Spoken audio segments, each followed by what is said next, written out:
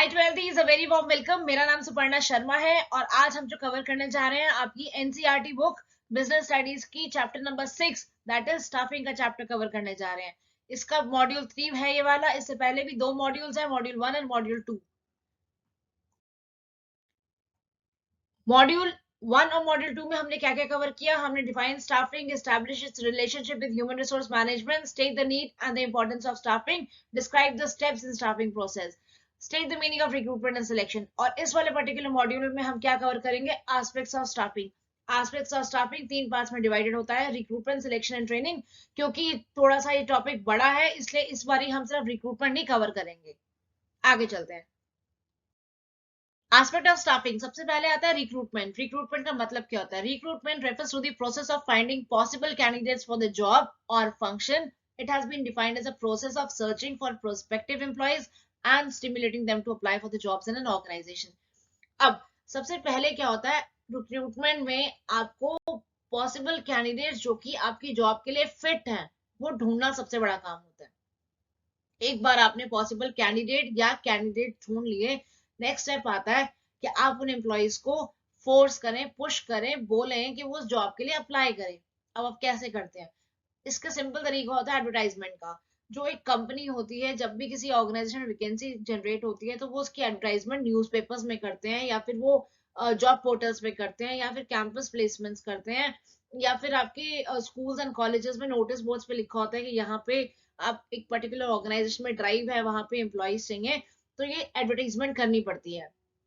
एक ऑर्गेनाइजेशन जब भी कोई जॉब्स निकालती है तो आई डोंट नो आप लोग गए हैं कभी, नहीं गए हैं, Naukri.com पे, मॉन्स्टर पे, लिंक्डइन पे, वहां पे कंपनी की पूरी जो ड्राइव है, जो भी रिक्वायरमेंट है वो सब लिखा होता है कि what all the requirements are for the job.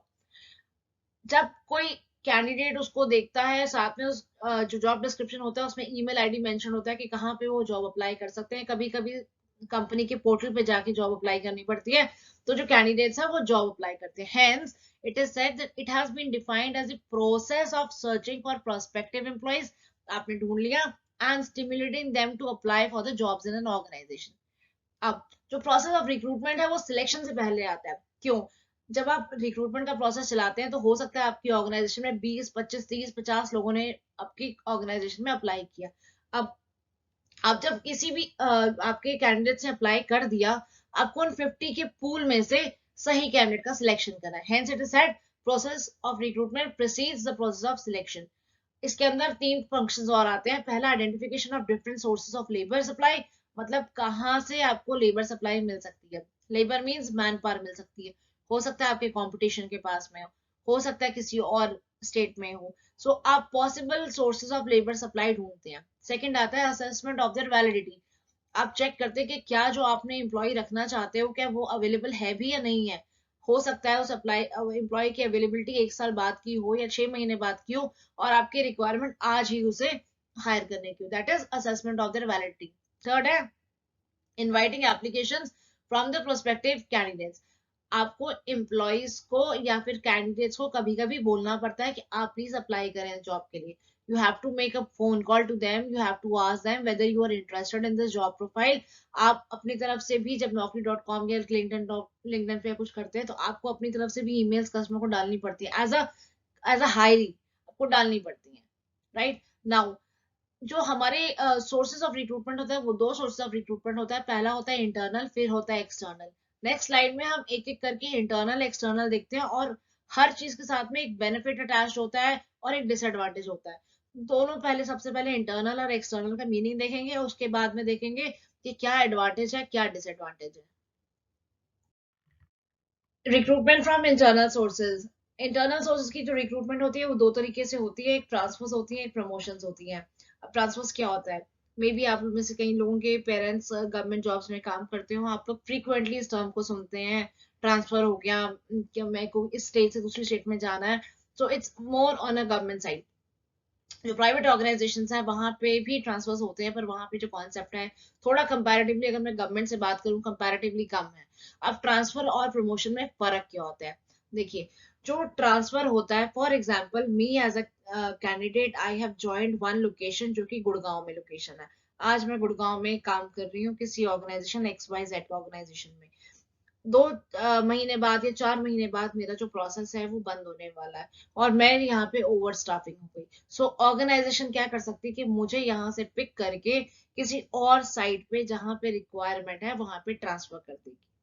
हो सकता है मुझे गुड़गांव से पिक करके वो कहे कि सुपर्णा आप जाइए इंदौर में हमारी वैकेंसी खाली है, आपको इंदौर में हम प्लेसमेंट देंगे। सो ट्रांसफर का मतलब होता है shifting of an employee from one job to another job, एक डिपार्टमेंट से दूसरे डिपार्टमेंट में। मैं यहाँ पे काम करती हूँ, हो सकता है मैं फाइनेंस में काम करती हूँ, मुझे फाइनेंस से पिक करके वो कहे आप ऑपरेशंस देखना शुरू करो, ऑपरेशंस को आपको रोल देंगे। तो इसमें क्या होता है, सब्सटैंशियल शिफ्ट और रिस्पॉन्सिबिलिटीज ऑल्सो। So जो आपका ट्रांसफर होता है it involves shifting of an employee from one job to another, one department or another department, and then change in responsibilities also. आपकी ड्यूटीज भी चेंज होती हैं, आपकी रिस्पॉन्सिबिलिटी चेंज होती है, आपका वर्किंग कंडीशन चेंज होता है। ऑब्वियसली वर्किंग कंडीशन कैसे चेंज होगा, अगर मैं आज गुड़गांव में रह रही हूँ, मेरा घर भी गुड़गांव में है, ऑटोमेटिकली मुझे इंदौर भेज दिया जाएगा तो मेरे लिए तो रेंटल इनकम, रेंटेड हाउस लेना पड़ेगा, मुझे working conditions all together change हो जाएंगी। लेकिन ट्रांसफर जो है एक बहुत अच्छा सोर्स है आपकी इंटरनल वैकेंसीज फिल करने का। रीजन, मैं me being Suparna I have knowledge कि किस तरीके से काम होता है, मेरी ऑर्गेनाइजेशन का स्ट्रक्चर कैसे चलता है, तो मेरी अडेप्टेबिलिटी बहुत जल्दी हो जाएगी, किसी भी डिपार्टमेंट में जाऊंगी तो मेरी अडेप्टेबिलिटी जल्दी हो जाएगी। सिमिलरली जो शॉर्टेज ऑफ मैन पावर है वो भी बहुत जल्दी फिल हो जाएगी, मुझे बहुत ज्यादा ट्रेनिंग भी नहीं देनी पड़ेगी, मेरे को बहुत क्विकली मैं सबको सीख जाऊंगी। नाउ नेक्स्ट आते हैं प्रमोशंस, क्या होता है। एक चीज और, ट्रांसफर्स की, ट्रांसफर्स जो होती है वो हॉरिजॉन्टल मूवमेंट्स होती है। हॉरिजॉन्टल मींस सीधे, आप एक लेवल से दूसरे लेवल पे जाते हैं, जरूरी नहीं है आपका सैलरी हाइक हो सकता है आपकी डेजिग्नेशन भी सेम रहे। तो ट्रांसफर इज समथिंग लाइक आप एक पोजीशन से दूसरी पोजीशन पे जाके बैठ गए हैं, सैलरी हाइक बहुत जरूरी नहीं है होनी, आपकी रिस्पॉन्सिबिलिटीज चेंज जरूर होती है। प्रमोशंस क्या होता है, प्रमोशंस होता है कि आप ऊपर की वैकेंसीज फिल करते हो। फॉर एग्जाम्पल आपके पास एक हरारकी है, हरारकी में आपके एक मैनेजर है, 4 सबॉर्डिनेट्स हैं, हो सकता है उसमें से एक सबॉर्डिनेट बहुत अच्छा, एक्सेप्शनली अच्छा परफॉर्म कर रहा हो, तो वो जो कैंडिडेट है आप उन्हें पिक करके, और हो सकता है आपको जो मैनेजर है टॉप लेवल का वो ऑर्गेनाइजेशन छोड़ के जा रहा है, जो सबॉर्डिनेट है वो केपेबल हो जाता है उस पोजीशन को फिल करने के लिए। This is what promotion is. अब जब प्रमोशन होता है तो प्रमोशन एक वर्टिकल शिफ्टिंग मानी जाती है। आप एक लेवल पे काम कर रहे हैं, हो सकता है आप असिस्टेंट मैनेजर पे लेवल पे काम कर रहे हैं, आप असिस्टेंट लेवल के मैनेजर से मूव करके आप मैनेजर के लेवल पे जा रहे हैं, तो जाते ही आपकी सैलरी भी इंक्रीमेंट हो जाएगी, आपका रोल भी, आपको टीम मैनेजमेंट भी मिल जाएगा। सो आपका आप, आपको जब प्रमोशन करके ऊपर बिठा देगी तो ऑटोमेटिकली आपका सेटिस्फैक्शन लेवल, आपको मोटिवेशन लेवल ज्यादा हो जाएगा। जिस पोजिशन पे आप आए थे, आज आप उसकी उसी ऑर्गेनाइजेशन में काम करने के बाद, मेहनत करने के बाद में नेक्स्ट लेवल पे चले गए, तो ऑटोमेटिकली आपका जो मोटिवेशन लेवल है वो ज्यादा हो जाएगा। इसे कहते हैं प्रमोशन। सो हमारे पास में दो तरीके के इंटरनल सोर्सेज ऑफ रिक्रूटमेंट होता है, पहला होता है ट्रांसफर, दूसरा होता है प्रमोशन। नेक्स्ट स्लाइड में हम देखते हैं इसके क्या एडवांटेजेस होते हैं और डिसएडवांटेजेस होते हैं। Benefits of internal sources, internal sources के क्या क्या बेनिफिट्स हैं।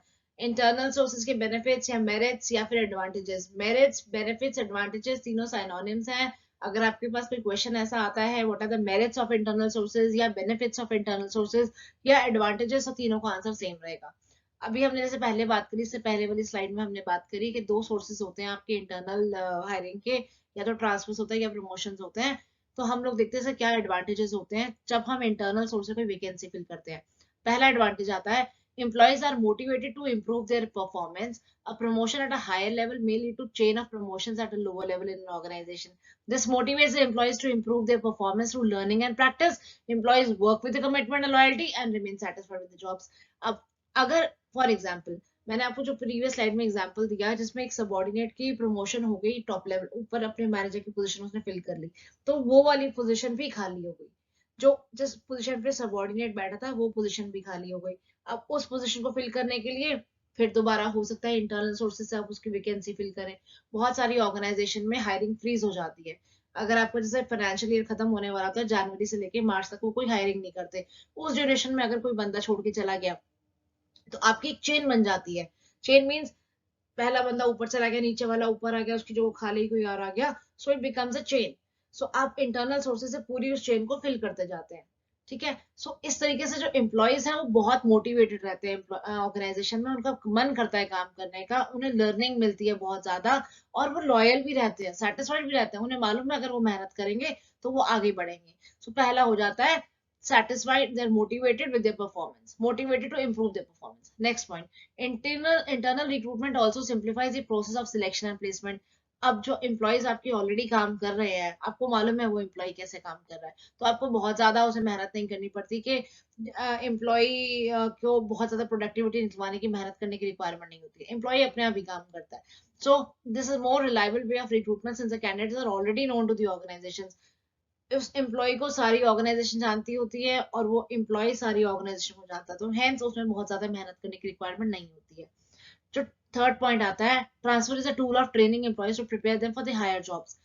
फॉर एग्जाम्पल, अगर मैंने यहाँ से ट्रांसफर होकर किसी और डिपार्टमेंट में चली गई या किसी और लोकेशन पे चली गई, कल को वहां पे कोई जगह खाली होती है तो मेरा प्रमोशन भी हो सकता है।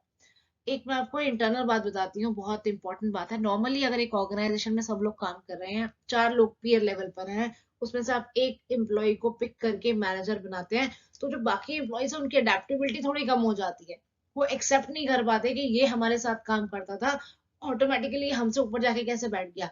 तो इसका ऑल्टरनेट ऑर्गेनाइजेशन क्या लेती हैं, ऑर्गेनाइजेशन ये लेती हैं कि उन्हें एक लोकेशन से दूसरी लोकेशन पे ट्रांसफर कर देते हैं, ट्रांसफर करने के बाद में उस बंदे की प्रमोशन कर देते हैं। सो इसलिए कहा जाता है कि लोगों को ट्रेनिंग के बाद में उनकी ट्रांसफर और बाद में प्रमोशन भी हो सकती है। Fourth point, transfer has the benefit of shifting workforce from the surplus department to those where shortage of staff. बहुत अच्छा है। अगर किसी ऑर्गेनाइजेशन में बहुत ज्यादा मैन पावर बढ़ चुकी है, किसी डिपार्टमेंट में मैन पावर बहुत बढ़ चुकी है और किसी डिपार्टमेंट खाली हो चुका है, तो आप ऑटोमेटिकली उसको ट्रांसफर कर सकते हैं। और fifth point, filling of the jobs internally is cheaper as compared to the candidates from the external resources. आप जब कोई एडवर्टीजमेंट देते हैं अपने पोर्टल्स पे या कहीं पे, तो बहुत ही कम्बरसम प्रोसेस होता है। आप एक ड्राइव चलाते हैं, ड्राइव में बहुत सारे लोग आते हैं, आपकी मैन पावर लगती है, आपके रिसोर्सेज लगते हैं, वो अप्लाई करते हैं, इंटरव्यू होता है, सिलेक्शन नहीं हो पाता, बहुत लंबा प्रोसेस होता है।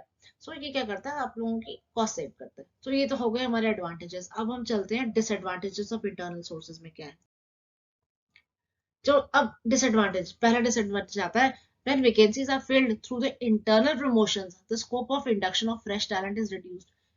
आप लोग एक ऑर्गेनाइजेशन जो कि पुरानी ऑर्गेनाइजेशन है, उसमें पुराने पुराने बंदे हैं, आप उन्हीं को ही इंटरनल ट्रांसफर करने जा रहे हैं, तो आप फ्रेश ब्लड, फ्रेश टैलेंट नहीं लेकर आते।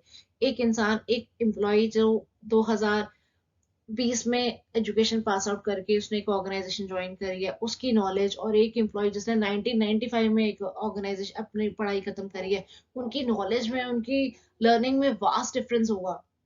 अगर आप इंटरनल सोर्सेज से ही अपनी वैकेंसीज फिल करते रहेंगे, तो आपका नया ब्लड जो है, न्यू ब्लड आप कैसे डालेंगे अपनी ऑर्गेनाइजेशन में, नए आइडियाज कैसे लेकर आएंगे अपनी ऑर्गेनाइजेशन में। तो ये बहुत बड़ा एक लिमिटेशन माना जाता है कि जो वैकेंसीज हैं इंटरनल प्रमोशन से फिल होती हैं, उसमें फ्रेश टैलेंट नहीं आ पाता, पुराना टैलेंट ही चला आता है। Next point, the employees may become lethargic if they are sure of time bound promotions. बहुत सारी ऑर्गेनाइजेशंस में क्या होता है, आपकी टाइम टू टाइम प्रमोशंस होती है, उनकी पॉलिसीज ही ऐसी बनी होती हैं कि आप 2 साल काम करोगे, 2 साल के बाद में आप एग्जेक्टिव से सीनियर एग्जेक्टिव बनोगे, फिर 2 साल के बाद सीनियर एग्जेक्टिव से मैनेजर बनोगे। तो प्रोसेस डिफाइंड होता है उनका। अब इसमें क्या होता है, एम्प्लॉयज बहुत लेथार्जिक हो जाता है, उन्हें मालूम है मैं कुछ करूँ या ना करूँ, 2 साल बाद तो मेरी प्रमोशन हो ही जाना है। That is one of the disadvantage. Third point, a new enterprise cannot use internal sources of recruitment. No organization can fill its vacancies from internal resources. नई ऑर्गेनाइजेशन है, पुराने बंदे ही नहीं है, कहाँ से लाएंगे, इंटरनल सोर्स ऑफ रिक्रूटमेंट हो ही नहीं सकता, उन्हें by default external source of recruitment ही करना पड़ता है। Fourth, the spirit of competition among the employees may be hampered. अगर आपको प्रॉपर एक वैकेंसी निकली है और वहां बोला जाता है कि इस वैकेंसी के लिए आपको एक टेस्ट क्लियर करना है, तो आपकी ऑर्गेनाइजेशन में एक सेंस ऑफ कंपटीशन आता है कि मैं अगर क्लियर करूंगा तो मैं ज्वाइन करूंगा। यहाँ पे इंटरनल ट्रांसफर्स में कोई कंपटीशन का सेंस ही नहीं होता, तो सारे जो एम्प्लॉयज काम करते हैं उनकी जो स्पिरिट ऑफ कंपटीशन होती है वो खत्म हो जाती है, ठंडा ठंडा बस्ता बन जाते हैं वो लोग। Frequent transfers of employees may often reduce the productivity of the organization। पांचवा पॉइंट है, इसमें क्या है, अगर बहुत ज्यादा आप ट्रांसफर्स करते हैं एम्प्लॉयज की, एक पॉइंट से दूसरे पॉइंट में या एक डिपार्टमेंट से दूसरे डिपार्टमेंट में, तो उनकी प्रोडक्टिविटी कम हो जाती है। अगर मेरी प्रोडक्टिविटी आज एक सेल्स डिपार्टमेंट में बहुत अच्छी प्रोडक्टिविटी चली जा रही है और कल को मुझे आप सेल से पिक करके आप मुझे मार्क आप मुझे ऑपरेशंस में डाल देते, तो जो मेरा कोर है, जो मेरा कोर सेल्स का है, वो मेरा खत्म हो जाएगा। मेरी वहां पे प्रोडक्टिविटी ऑटोमेटिकली गिर जाएगी। तो ये हो गए हमारे limitations of internal sources. Now we'll discuss what are the advantages of external sources. With this, now we have come to the end of module 3 as well. Stay tuned for further modules. In case you like my channels, please do subscribe and stay tuned for the new further videos. I'll be more than happy to help you out in case you need something from my end. Thanks a ton.